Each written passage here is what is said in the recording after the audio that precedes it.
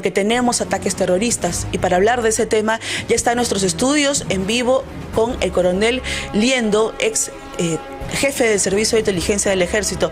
Coronel, buenos días, ¿cómo está? Bienvenido. Hola Claudia, buenos días, un gusto saludarte. A usted, hemos despertado el sábado con estas lamentables imágenes del ataque a la mina de Coracora en Ayacucho. ¿Es un ataque terrorista? ¿Es un ataque de Sendero? ¿Es un ataque que se ha coordinado en medio de estos mensajes contra la empresa privada, contra el sector? ¿Usted qué cree? Tu aproximación es bastante cercana a lo que está sucediendo, Claudia. La zona es una zona con alta presencia de los grupos relacionados con Sendero Luminoso, que ahora ya no quieren llamarse Sendero Luminoso, quieren invisibilizar el nombre en su propio lenguaje. Pero dos cosas claras, Claudia, en lo que hemos visto las imágenes del sábado, que han sucedido el día viernes, es zona con preponderancia de representatividad política de personas asociadas con la organización terrorista Sendero Luminoso. Y lo más impactante es la forma en que se toma la mina, de inmediato, quien te habla como oficial de ejército y mis compañeros generacionales, en unos videos en redes sociales, porque no se sacan en señal abierta, tú puedes apreciar cómo es que antes se atacaban a las bases contraterroristas, a las bases contrasubversivas. El Sendero Luminoso obligaba a las comunidades, ¿ya?, con alcohol, con coca, con niños, así como se ha tomado esa base, antes se atacaba una base militar. Así como se ha atacado esa compañía minera, se atacaba a una base militar. Es la misma modalidad de los años 80. Entonces, ¿a dónde vamos? Peor aún, ingresan a la mina y queman toda la propiedad. O sea, la incendian totalmente. O sea, no es un acto de protesta social, es un acto de violencia política. Y luego te puedo dar un poco más de detalles, ¿no? Ahora, el comunicado de la mina señala que además se ingresó a la fuerza de una manera violenta, se rompieron las puertas, ingresaron a la empresa privada, a todo el área, más de 500 personas. O sea, era un gran grupo. ¿Quiénes eran? ¿Cómo se organizaron? Porque entendemos que en esta zona operan los Quispe Palomino, operan grupos narcoterroristas, operan también narcotraficantes y otros violentistas que también se pueden sumar a este ataque. A ver, dos cosas importantes, digamos. No es un trabajo, no es una acción que surge de la nada. Aquí hay una organización de alto nivel y esa organización es clandestina. No es abierta. Cuando las personas que han ingresado a la mina, y hemos visto imágenes en redes sociales, el incendio de la maquinaria, el incendio de las estaciones y de todas las instalaciones de la mina ha estado planificado, ha sido ordenado. Se ha hecho, o sea, la quema que vemos en las pantallas se ha hecho en no más de 15 minutos. O sea, quiere decir que todo este ataque ha sido previsto en todas sus consecuencias. Entonces lo que vemos aquí es un ataque político al Estado peruano para causar terror. ¿En quién? Mira, estos son pequeños mineros, ¿ah? ¿Te imaginas lo que están pensando las grandes mineras? ¿Te imaginas lo que va a pasar con los mineros informales? En cuanto a la seguridad nacional, usted como experto en inteligencia, estamos en una crisis porque las inversiones, van a huir. Las posibles inversiones en caminos se van a detener. Y lo que es peor, vamos a regresar a tener una imagen totalmente nociva para un riesgo económico muy alto. Vamos a leer el comunicado para que me responda en un segundo el coronel Liendo. Este es el comunicado de la empresa de Pumayo, la que ha sido atacada cobardemente por este grupo de vándalos. Dice: hacemos de conocimiento que en caso de que los componentes mineros no funcionen de manera adecuada debido a la falta del personal para operar, porque si han ingresado, han atacado al personal, han reducido a todos, los han sacado y ellos han tomado el lugar, lo que ellos alertan es que suceda lo siguiente: alta probabilidad de descarga de aguas de exceso sin tratamiento por presencia de lluvias y falta de personal porque no hay quien opere, obviamente, todo lo que se ha desatado aquí. Entonces, esta es una mina, tiene que seguir operando y tiene problemas de ¿qué? De que puede haber un desastre, puede haber un derrame Exactamente, dice, además del derrame de aguas ácidas del sistema de tratamiento activo y de los depósitos de desmonte de Apumayo. Entonces lo que quieren esta empresa es, uno, que regrese el personal porque hay un desastre que puede ocurrir mucho más grave, además de un derrame. Y lo que quieren es que la autoridad, la policía, acceda a la zona para que los ayude. Agradecemos su atención y reafirmamos nuestro compromiso de seguir trabajando de la mano con las comunidades para su desarrollo y cuidado de los ambientes naturales. Eso es el comunicado de la empresa. Y como lo decía, coronel, ¿cómo detenemos esta barbarie, este riesgo que tenemos como país de inversión? Definitivamente la primera parte, Claudia, es entender qué está sucediendo. Si no se entiende lo que sucede, todos los esfuerzos van a ser vanos y el peligro va a seguir creciendo. Esto no es una protesta social. Esto no es una legítima demanda de pobladores que quieren defender el medio ambiente o su estilo de vida. Esto no es ni siquiera un balance, digamos, de poder interno que hay entre las luchas de las facciones que están en el gobierno. Esto es mucho más. Usted decía que esto era articulado, pero justo sucede horas antes del viaje del presidente Pedro Castillo a Bolivia. Esto no es un viaje cualquiera, esto es un viaje político muy trascendental. Es el primer viaje de Castillo en el poder a un país socialista, a un país que pertenece al grupo de los socialistas del siglo XXI. Confirma de proyectos mineros, confirma de proyectos, de planes para acción minera. Sí, no es casualidad. Aquí los actores están ocupando su lugar y manifestando abiertamente: yo también soy parte del poder y yo puedo hacer esto. Lo que estamos viendo es una muestra de poder que no solamente se ha limitado a Coracora, que es un centro de comunicaciones muy importante desde el narcotráfico en el BRAE, también relacionado con la distribución de gas y la proyección de rutas de narcotráfico y minería ilegal hacia Chala, Nazca o Pisco. Digamos, de Pisco y hasta Cañete incluso. O sea, es un centro de comunicaciones importantes del corredor minero del sur, de la parte norte del corredor minero del sur. Claro, porque ellos de alguna manera políticamente tienen acordonado a Ayacucho, parte de los Quispe Palomino, narcoterrorismo, y también por grupos políticos como el Fredepa y otras personas que están allegadas a Pedro Castillo, pero solo es esa parte del sur con ellos políticamente, porque el resto está de alguna manera liberado en el sentido de que no apoya a Pedro Castillo, o sea, ni Ica ni las otras zonas. Pero quiero preguntarle, no es la única mina, porque también hay una en Ancash que ha sido atacada. ¿Esto ha sido coordinado? O sea, esto ha sido para que el ataque sea en Ancash y sea en Ayacucho, para enviar un mensaje político. Definitivamente, y ese mensaje es contundente. El mapa que tú muestras aquí es el mapa te están diciendo dónde yo tengo poder y hacia zonas, dónde puedo llegar. Mis límites. Esto es mío. O sea, ya entramos al Perú donde el ejercicio de la autoridad del Estado no incluye esto. Estamos regresando a los 80. Y la proyección, como lo que ha sucedido en Ancash, lo que está por suceder en Ucayali, o lo que va a suceder en Loreto, digamos, o lo que puede suceder en el corredor minero más al sur, digamos, hacia la zona de Moquegua, Hilo, es proyección de esto, o a Cusco. Digamos, estamos viendo lo que es, en términos de militares, el centro de gravedad territorial de la protesta minera, pero no es una protesta minera en sí misma, de un nuevo poder político que con todas las herramientas del poder, y vemos acá una acción militar, poder militar, está anunciando a todos que ellos son los que mandan en esta zona. Estamos viendo el principio de lo que es una zona liberada. Ok, envío el mensaje de que esta es una zona liberada, este es mi territorio. Lo que se evidencia aquí es que políticamente ellos están diciendo: todo el corredor minero me pertenece. Correcto. Si quieres negociar cualquier tipo de contrato, esta es la manera. Nosotros somos los que estamos aquí liderando y tenemos el respaldo del gobierno. Eso tendría que ser una pregunta. Muy importante, muy inteligente la pregunta, Claudia. Tenemos parte de esta negociación está en Bolivia. O sea, en Bolivia, que, oye, mira, tenemos que negociar con esto.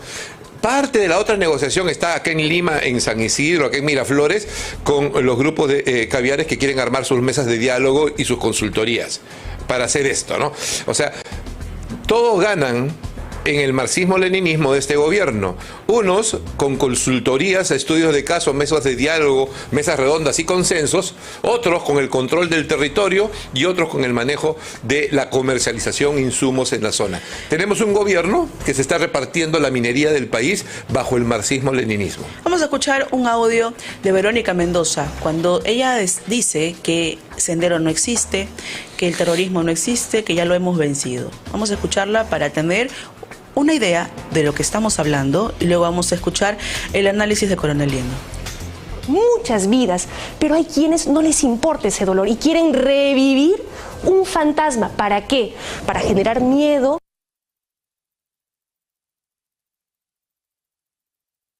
Importa ese dolor y quieren revivir ¿Cuál es? un fantasma. Sí, así es. Ella dice, Sendero ya fue, que queremos revivir por un tema político, porque hay gente que quiere sacar ganancia, yo no sé de dónde. Ella dice esto y es algo muy irresponsable porque solo a inicios de este año, mucho antes de la primera vuelta, fue en marzo, una matanza, toda una familia en la zona de Ayacucho. Tuvimos aquí en vivo a un especialista que además formaba parte de estos comités de autodefensa y él dijo específicamente, necesitamos la ayuda de la policía en Ayacucho porque los comités de autodefensa estamos sin armas, sin apoyo y hay una matanza que ya está registrada, una familia y ya nadie quiere ayudar, quiere agruparse, porque Sendero está en Ayacucho. Luego vimos en junio la matanza a este local del Gordollón en la zona del Brain, 16 personas asesinadas, pero ella dice que Sendero ya fue. Lo único que ella quiere hacer es, coronel, negar la existencia de estos grupos terroristas, llamándolo Sendero, pero sabemos que existen otros. Lo que hace ella es aplicar la estrategia de la negación. Sí, la estrategia de negación, que no, ese mensaje no es un invento de ella, digamos, no es la única que lo dice. Es parte de un guión. Es parte de un guión, de una narrativa, de la narrativa de la izquierda progresista global, de nuestros caviares. Para ellos, la realidad existe en cuanto te genera sentimientos y emociones. Entonces, si yo digo Sendero no existe, ellos quieren generar un sentimiento, una emoción de que no existe. Es la narrativa caviar, la narrativa de la izquierda global que acompaña aspectos concretos, como lo que estamos viendo, ¿no? Quema de minas, toma de carreteras, bloqueo de carreteras, convenios internacionales en los cuales participa Sendero Luminoso y los quieren invisibilizar. Ahora, Pedro Franque, nuestro ministro de Economía, lanza otra estrategia más que vamos a analizar. Esta es la confrontación, la lucha de clases. Como dice el coronel, agudizar las contradicciones en medio de esta confrontación, esta pelea social, para distraernos y en vez de hablar de estos ataques que estamos viendo en pantalla, estos ataques, estos asesinatos selectivos por parte de camarada Vilma, la sanguinaria, la terrorista y otras matanzas, en vez de hablar de esto, en vez de hablar de esta crisis, gracias a él hablamos de marcas de autos. Vamos a escucharlo al ministro Franque y regresamos para analizarlo con el coronel Liendo. En realidad aquí lo que hemos verificado es que la gente que gana hasta 528.000 soles anuales, que es bastante dinero, se le permite deducir hasta 105.000 soles de sus ingresos para deducirlos y de eso se descuenta y no se paga impuestos. Nos parece que esa cantidad es excesiva, ¿no? Es excesiva, estamos pensando en reducir posiblemente alrededor de hasta 300.000 soles. No se trata de gravar a la clase media, pero sí nos parece que quien gana 500.000 soles es una cantidad bastante grande como para que, ¿no?, ganando encima de los 300.000 soles sigan teniendo estos beneficios. Y el que tiene un carro que vale, no sé, $200.000 o $150.000, yo veo unos carros en la calle que la verdad me pican el ojo y me hincan el hígado, digamos, ¿no? Bueno, podrían pagar un poco. Claro, le pican el ojo, le hinca el hígado, le pasa de todo. Bueno, esto es solamente un elemento distractorio. ¿Por qué?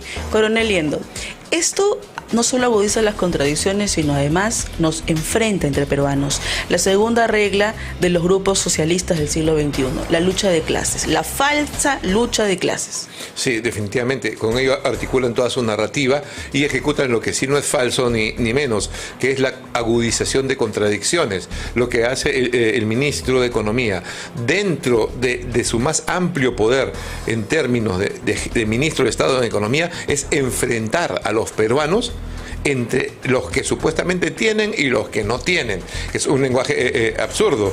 Pero si comprendemos todo esto se puede comprender, todo esto está bien claro. Y la persona que lo dice bien claro... La masa no lo tiene claro. La masa, no, lamentablemente, sí, estos mensajes, y cree en estos, y esto exacerba el odio. Totalmente. Y ahí hay dos aspectos encadenados con eso, Claudia, muy importantes. Primero, ¿quién dice esto? ¿Por qué lo dice? ¿No? Segundo, ¿por qué lo dice? ¿No? Quien lo dice es Vladimir Cerrón, que es el actor político más potente y que tiene todo este proceso bien claro, que pertenece al eje de Cuba, ¿no? De La Habana, de Caracas, de Bolivia y todo el socialismo del siglo XXI, aliado con poderes extracontinentales como Rusia, China, Irán. ¿Ya? En Perú se vive una guerra proxy en términos modernos y actuales. El problema, Claudia, es que las personas más sencillas, más humildes, más pobres, no tienen otra alternativa. Queremos explicar la teoría del coronel para que se entienda. En este momento, quien realmente tiene a su cargo políticamente la presidencia del Consejo de Ministros es la señora Verónica Mendoza. No es Mirta Vázquez. Mirta Vázquez es una persona del grupo socialista, del grupo del Frente Amplio.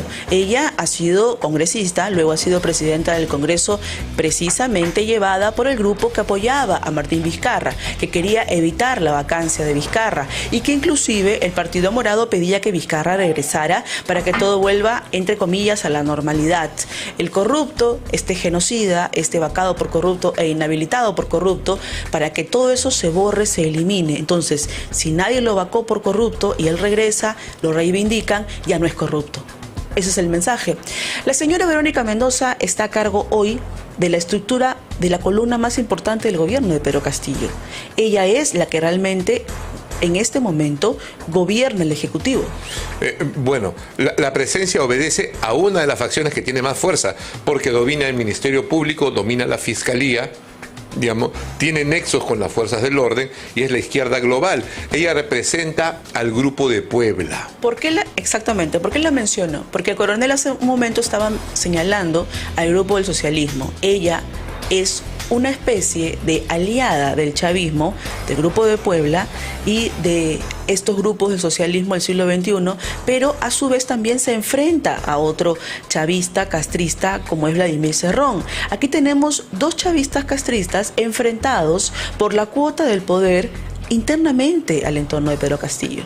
Sí, una de ellas, las manifestaciones, la presencia, la conducta de la señora Mendoza representa precisamente esos intereses de la izquierda global asociada con la red Soros y el progresista en Occidente, que se enfrenta a el socialismo castrochavista a través de Cerrón, que entre ellos hay un odio total, pero los une lo que ellos llaman el odio de clase. El ministro de Economía representa bien claro lo que es el odio de clase, del que tiene contra el que no tiene. Eso los une. Es una marioneta que la han puesto en un sector tan importante como el sector economía, y en vez de estarse ocupando de masacres, de este tipo de resoluciones en el tema del conflicto social, la crisis que tenemos en la inversión privada, el destrabe de muchos proyectos y obras públicas y privadas, él está hablando de marcas de autos. Este anuncio de compra de gas a Bolivia, coronel, ¿cómo es posible que ahora compremos gas a Bolivia teniendo nosotros más reservas que Bolivia y sin tener los ductos para poder trasladarlo? Porque hay una inversión, se ha hablado de más de 4.000 millones de dólares.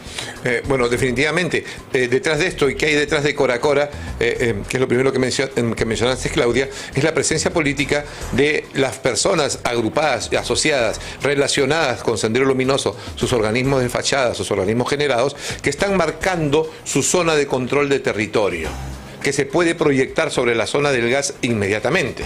Eso es uno. ¿Y qué hay con el gas de Bolivia? Bolivia está agotando sus reservas de gas. Entonces, ¿qué busca la influencia boliviana en Perú?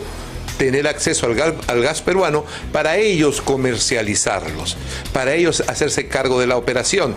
Entonces tenemos proyecciones de presencia de técnicos rusos, de técnicos de otros países para administrar el gas en el sur del Perú. Claro, lo que ellos quieren es una falsa renegociación, porque en realidad ellos han anunciado la nacionalización del gas peruano, pero esto es solo un mensaje para la masa. Lo que realmente está aquí que se pone en evidencia es que los socialistas van a administrar nuestro gas. Definitivamente. Y tal vez ese sería el primer foco de mega corrupción al cual se está aproximando este gobierno. O sea, no es un asunto político, el asunto del gas es lo que más dinero les va a entregar junto, a la emisión de bonos. La emisión de bonos es un negocio de la izquierda caviar, de la izquierda global. ¿En qué consiste? En cobrar porcentajes en cuentas extranjeras, que es lo normal, de agentes encargados de las compras de bonos. Cobran porcentajes del mercado. O sea, una emisión de bonos no está exenta de porcentajes de trámite de esos bonos.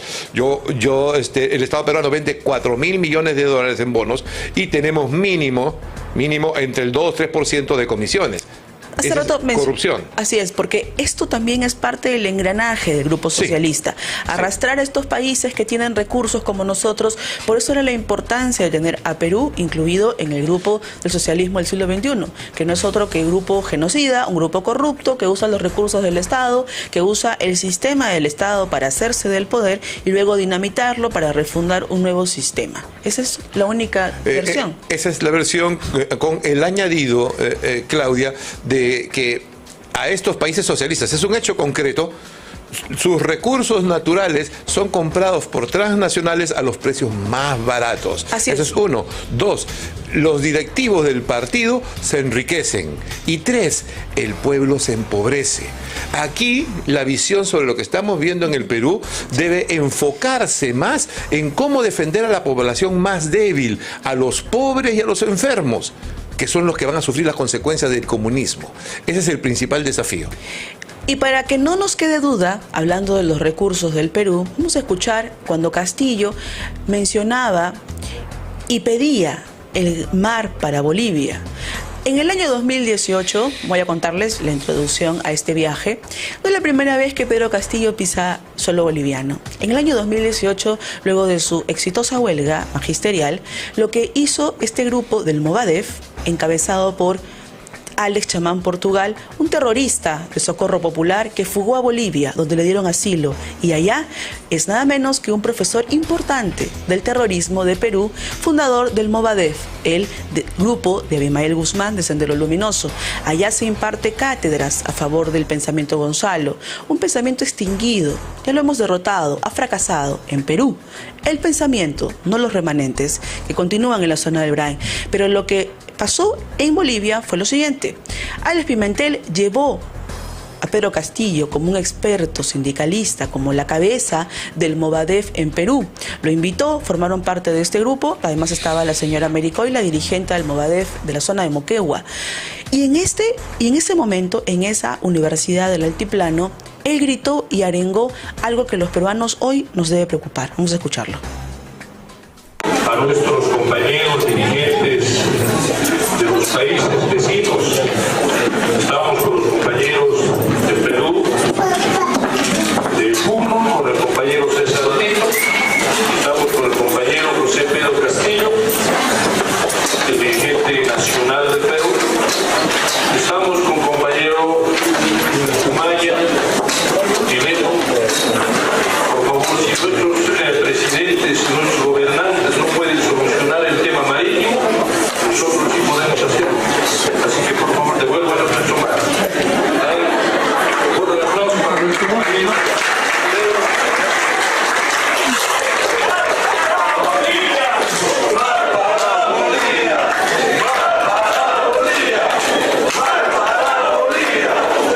Muchas gracias.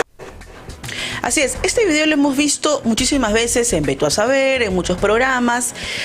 Quiero preguntarle, ¿qué significa que Pedro Castillo arengue mar para Bolivia y hoy el vicecanciller Mamani diga que en Bolivia se ha tratado el tema del mar y de un ducto del río?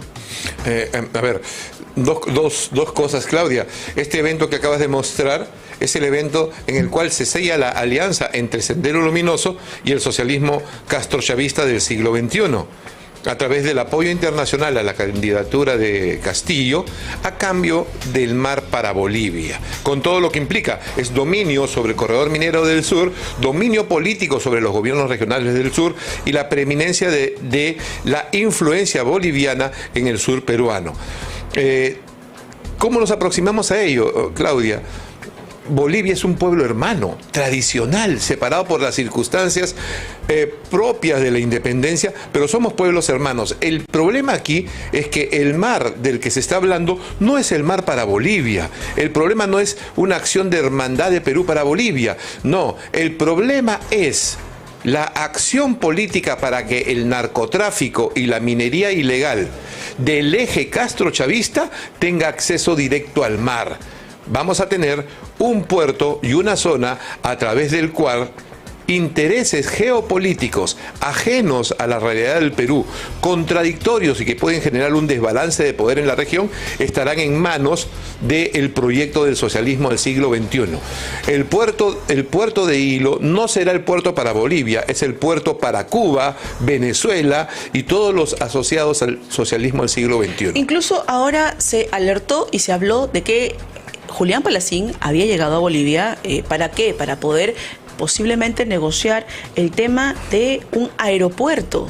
Entonces, lo que estamos evidenciando acá es que se están haciendo negocios por debajo, se están haciendo proyectos y no se están diciendo la realidad a todos los peruanos. Esto es lo que se informó, que Julián Palacín se aprobó el viaje de Palacín, ¿para qué? Para que fuera a Bolivia. Ahora, quiero preguntarle, el tema de Verónica Mendoza no es casualidad.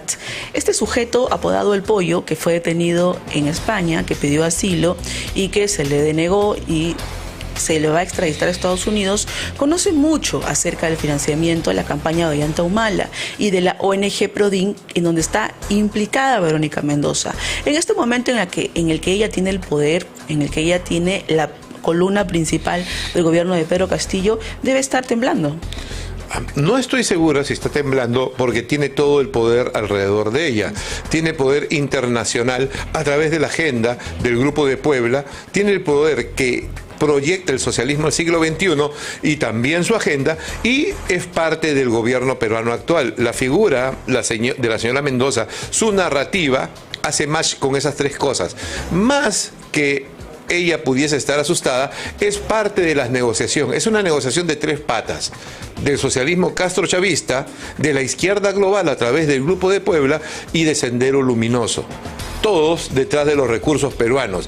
Y la última prioridad son las personas débiles, los pobres y los enfermos, que van a ser quienes van a sufrir las consecuencias mayores.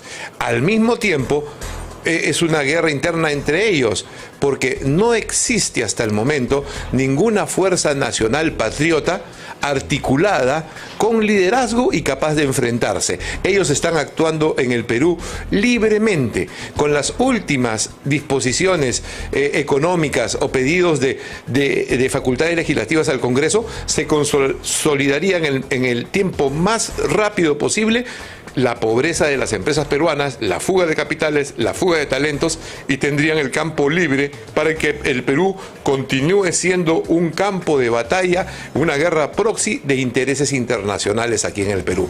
Eso es lo que estamos viviendo. Así es, y es una realidad. Muchísimas gracias, coronel.